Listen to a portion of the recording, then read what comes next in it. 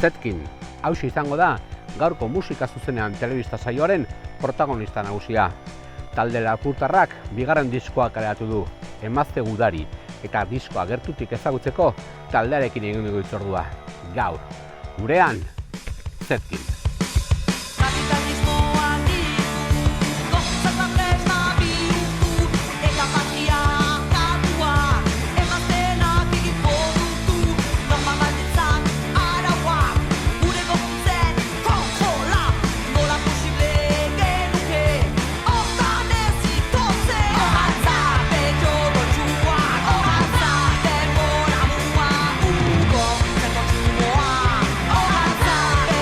Natalie, Emma, Julien, Pierre eta Mari dira Zetkin, eta 2023 urtetik daude martxan. Duela 2 urte hasi gara Zetkinekin, 3 emazte gara eta 2 mutil, eta punk feminista egiten dugu. Astapen batean lagun taldeak gira eta elgarrekin kontzertuetara joaiten ginen, eta rock eta punk kontzertuetan oartzen ginen azkenean emazte gutxi zirela holtzan, eta bestalde guk taldearen gure laguntasunean baginuan ere feminismotik aldarrikapen hori eta gogoeta hori, hausnarketa hori. Eta hasi ginen gogoetatzen espazio hori, holtzarena ere gure ganatu behar genuela, bai guretzat mezuak pasarazteko aukera izango zelako, baina ere nolazbait identifikatu ahal izateko, eta hori, gure egiteko ere holtza eta musikaren mundua. Eta hola hasi ginen, proiektu horrekin, batzu musikan ari ziren batzu jadanik, beste batzu ez bat ere gaur egun Zetkinen jotzen duten instrumentuarekin, eta poliki-poliki hezkuntza herrikoiatik ere hartuz, proiektu kolektibo bat ikasten, eta hainbat ere azkenean barne jonkak joan gira pusatzeraz, eta emazte gisa ere badugu nola beti zeligetasun arazo hori eta musikakoak ez ginen, beraz holtzara igo, instrumentuak jo, kontzertuak eman, hori ere zilegitasunaren aldetik lanketa bat egin izan behar dugu, gu ere aski eroso sentitzeko eta holtza gure egiteko. Gure lehen albuma, Maitasuna eta Sua, 2024an sortu da, plataformetan da. Eta hurrengo urtea atera da Emazte Gudari, gure bigarren albuma, 2000an.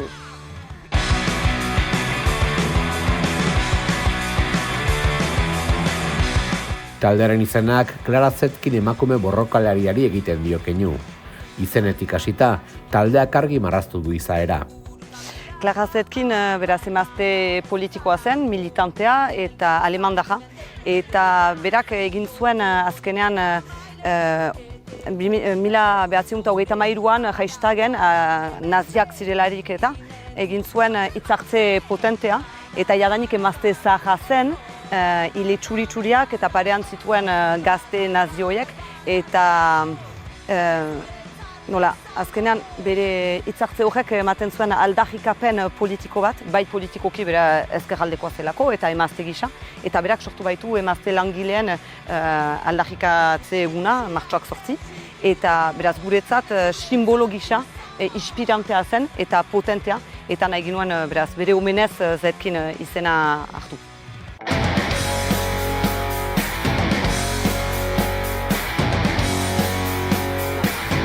J'ai jamais pu y aller seul, j'ai pas compris pourquoi. Je suis pas né en prison, mais tu m'as prise pourquoi? Patriarcat, moi j'ai la solution.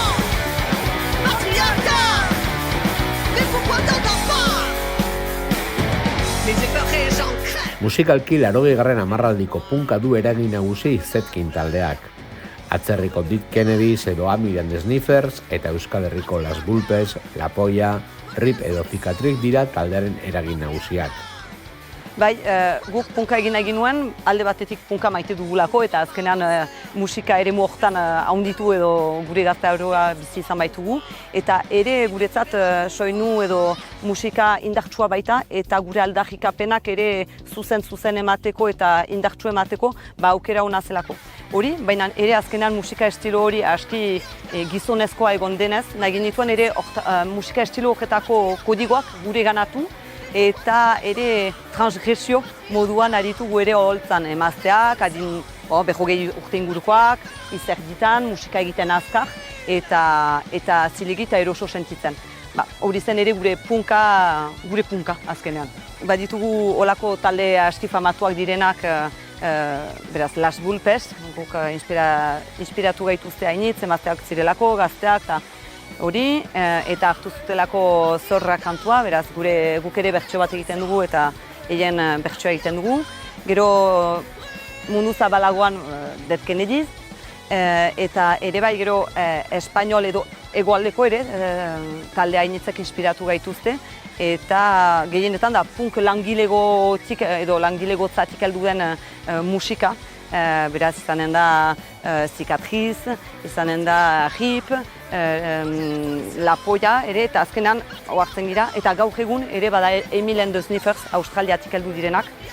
Baina azkenean oartzen gira, eremu musikal horretan gizonezkoak direla orainik eta inspiratu gaituztela, baina azkenean identifikatzeko zela guretzat, beraz. Taldearen lehen diskoa Maitasuna eta Sua izenpean kaleratu zen, eta soilik modu digitalean ikusi zuen argia. Lehen diskoari esker, zuzeneko emanaldiak areagotu zituen bandak. Gure lehen diskoa Maitasuna eta Sua grabatu genuen itsasun garaje batean, gure lagun batekin.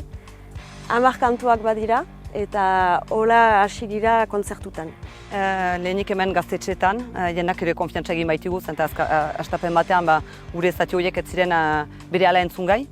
Eta gero iparraldetik hegoaldera joaiteko aukera aukan dugu eta gaur egun bi eremuetan ari gira, baina Frantziako eremuetan ere joaiten gira jotzera.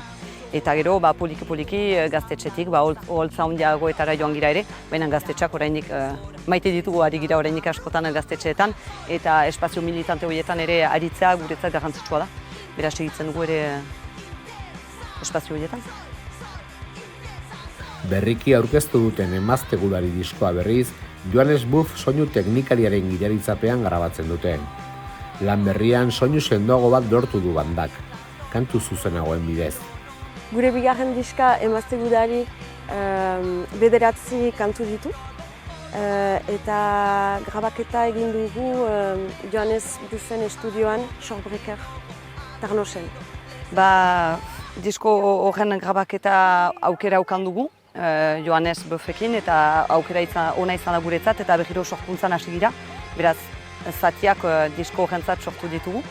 Eta bai, erritmo honean, baina azkenean estimulazio pila bat, eta aukera ere kontzertuek sortu dituzte aukerak, eta gero ere genekien kontzertu potenteagoak heldu zaizkigula, beraz horretarako ere nahi genituen landu beste manera batean.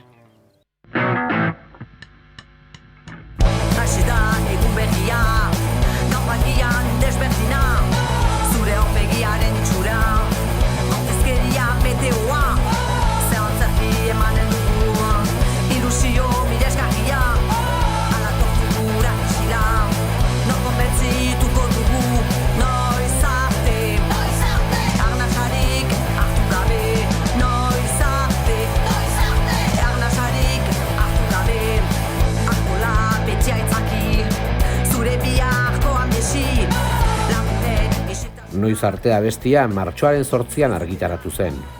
Borroka egun hori aukeratu zuten kantua saretan zintzilikatzeko.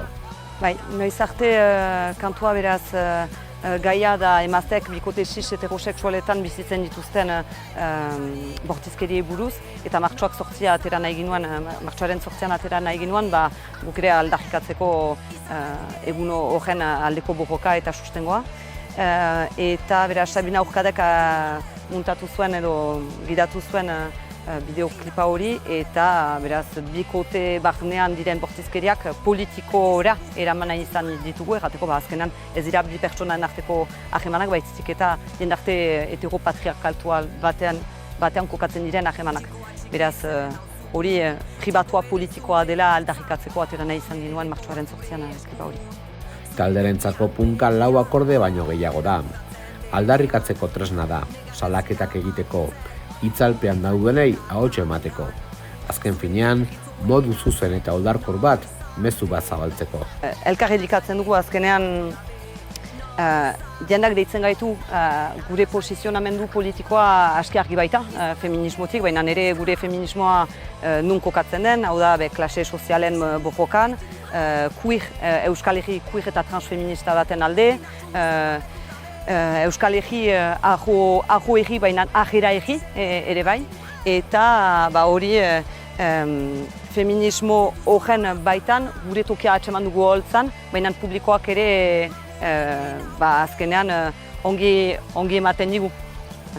Eta deituak gira espazio politikoetan ere jende hau hartzen baita, azkenean holtzan emazte gutxi direla, eta aldiz erasoak oraindik segitzen dutela, eta emazteen presentzia espazio horietan azkenean ez dela hainbeste areagotzen. Taldearen zuzeneko emanaldietan emakumeen parte hartze zuzena aldarrikatzen dute. Lehen lerroetatik pogoetara, eremu seguru eta aske baten aldeko borrokan. Hori da guk espazio hori zinez askatasun espazio bat bezala bizitzen dugu eta aldarrikatzen dugu. Eta azkenan hartzen gira ere gure kontzertuetan naiz eta holtzan gu hiru emazte izan eta feminismo aldarrikapenak argiki eman, holtza aintzinean dugun publikoan gizonezkoek orainik zaila dutela espazio hori ustea publikoan diren emazteentzat eta pogoetan adibidez, pogoak orainik biziki maskulinoak direla. Guri gertatzen zaigu batzutan aski irregularki kontzertua bukatzea moztea, justuki berriro horretarazteko bestan denok parte hartu nahi dugula eta behinkotz agian zipoek posible dutela atzera joan eta ustea tokia emaztei goza dezaten kontzertu seguru batean. Eta orainik hortan erresistentziak sentitzen ditugu, naiz eta guk lehen zatitik aldarrikatu punk feminista egiten dugu, neskak eta aliatuak aintzina zaitezte kontzertu hori zuena da. Eta hala ere erresistentzia hori bada. Beraz, hala ere sentitzen da nahikeri bat badela, baina gaur egun iparraldean lana bada orainik. Tradizioaren izenean, gauza zikinak babesten. Tradizioaren izenean, zapalduan berri zapaltzen. Tradizioaren izenean, emazten gortu zilen da sexuak, utilatzen mozen eta josten, gizonen eskuzikinen menpe. Tradizio zikinen aldean. Emazte gudari diskoak vinilo formatuan ikusten du argia. 80. hamarraldiko fanzina ikinu eginez, zuri beltza aukeratu dute diseinu lanerako. Orduan lan egin dugu argazkilari batekin, Guillaume Fouvot, eta elkarrekin aipatu dugu nola egin. Eta 40 emazte deitu ditugu. Nahi izan dugu emazte gudari albuma horrekin eta argazki horrekin egunerokoan iraultza txikiak edo handiak egiten dituzten emazteak baloratu eta erakutsi azkenean jendartea sistemikoa denez, azkenean denok badugula gure ardura, ez ardura, kenduko dugu bainan, denok badugula azkenean iraultza espazio bat gure egunerokoan eta nahi genuen hori aldarrikatu eta emazte horien omenez edo iraultza txiki edo handien omenez aurpegi guzti horiek agerrarazi gure diskoan. Izan iraultza ikusten diren iraultzak, baina ere barnetik egiten diren iraultzak egunerokoan transgresiboki ari garelarik edo gure egunerokoan patriarkatua desafiatzen dugularik eta ahimantzan beste manera batean gogoetatzen eta edo aritzen garelarik. Eta gero diseinua ere etxekoa da, guk egin dugu parte batean DIY metodoarekin punk mugimenduan sartua baikira eta espiritu hori maite baitugu. Eta autugu bat da, ere autu estetiko bat, pertsonak bi aldietan edo ezartzea. Mugimendu hortan punk fanzin modukoan ere hortan elikatzen edo hortan inspiratzen baikira ere bai. Inspiratzen baikaitu eta hori.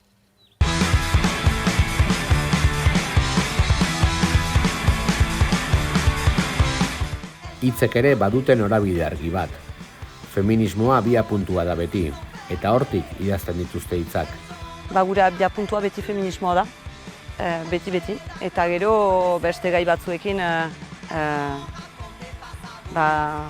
nahasia edo inajusia ere, erran daiteke, inajusia da, beraz, zeiten aldira klase bojokarena edo klase identitatearena, baina nire euskaldun izatearena eta klasearena, euskaldun eta feminista izaitean, nola posible dugun zapaldutako kultura batean edo identitate politiko batean izan, eta maneran emazte izatea, nola gauzak jokatzen diren, eta bada ere queer feminismoarena, iparaldean momentu honetan badira queer dinamikak eta horrek ere elikatzen gaitu, hausnartzen.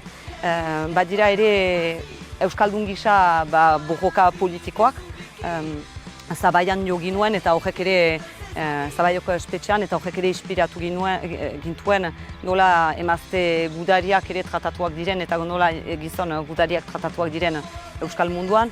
Beraz, azkenean horrek guztiak gaitu inspiratzen. Gure taldean ere denok idazten dugu, beraz horrek ere aberastasuna emaiten du eta gure prismotik ekartzen ditu ere ñabardurak. Hortako ere hitzak ez dira baitez badabakrik euskaraz. Gure taldean denek badugu ajeman aski estu bat euskararekin, baina denek abiapuntu desberdin batekin. Eta azkenean gure taldearen forma hibridoak ere emaiten du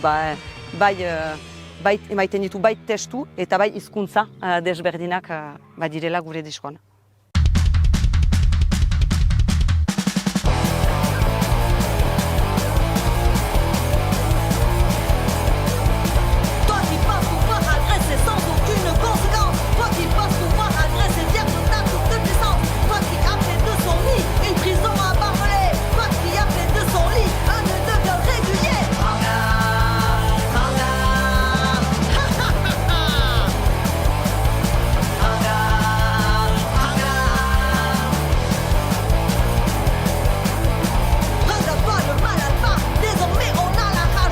Riposte bideoak berriz taldearen kontzertu bat irudikatzen du, non emakumeek duten protagonismo osoa. Beraz, Riposte klipa Sabina Urkadek ere egin zuen, berekin lan egitea usai hartu baitugu eta asko maite dugu egiten duen lana, bestalde. Eta beraz, hori Magneton Baionako kontzertu gelan egin ginuen eta Riposte kantuaren gaia da emazteek bikote heterosexualetan bizitzen dituzten bortxaketei buruz. Eta hori luzaz isildua izan den gai bat da, beraz nahi ginuen hori ere bost gora gailu gisa hartu Riposte kantua. Eta hor, kontzertu bat antolatu dugu eta emazteak bakrik ziren gomit.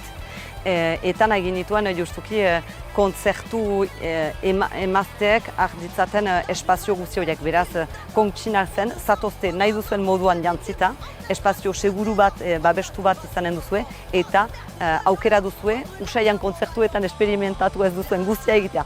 Hortako ikusten dira lagunak jauzi eta slamatzen oholtzatik, behin, bi eta gelditu gabe, eta hori zen aizpatasuna erakusi nahi ginuen, nola bat unkitu ez gero denak erantzungo dugun eta ez dugula gehiago utziko pasatzen.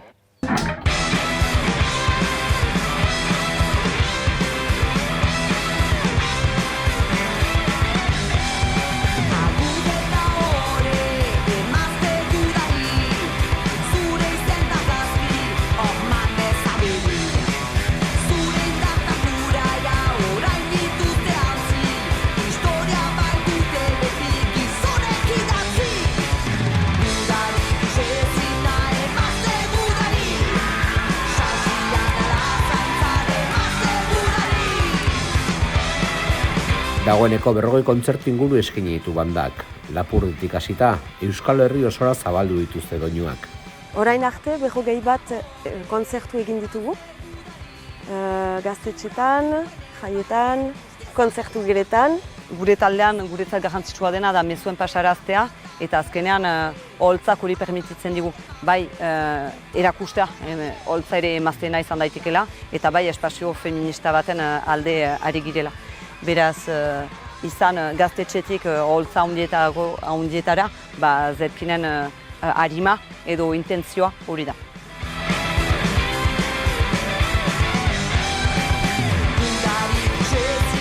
emanaldi garrantzitsuak eskaini dituzte aurten. Horien artean, Fermin Muguruzarekin batera Bordelen eskainitako kontzertua. Bai, biziki garrantzitsua izan da guretzat. Alde batetik Fermin izan baita ere gure gazteareko olako musika talde famatu eta garrantzitsuat. Baita ere politikoki aski hurbil sentitzen baikira Ferminek aldarrikatzen dituen mezuekin edo borrokekin. Eta beraz, bai, gure lehen Ferminen lehen partea egitea guretzat izan da momentu aski mitikoa guretzat, biziki garrantzitsua eta eskertu dugu benetan emandako aukera eta esperientzia. Izan da momentu biziki indartsua guretzat. Aurrera begira zuzeneko emanaldietan murgildu nahi du taldeak, mezua zabalduz. Beti ere, askatasun espazioaz aldarrikatuz eta holtzarik holtza borrokatuz. Kontzertutan aritzea, gure diska zabaltzea eta hori, mezuak pasaraztea segitzea eta guk ere esperientzia gero eta gehiago kaitea, gero eta erosoago izateko eta gure mezua gero eta indartsuagoa izateko. Eta punkak emaiten duen aukera da askatasun osoz aritzen algirela. Beraz, askatasun espazio bat izan da eta askatasun espazio bat izan behar da orainik, goazen hori behiro esperimentatzera.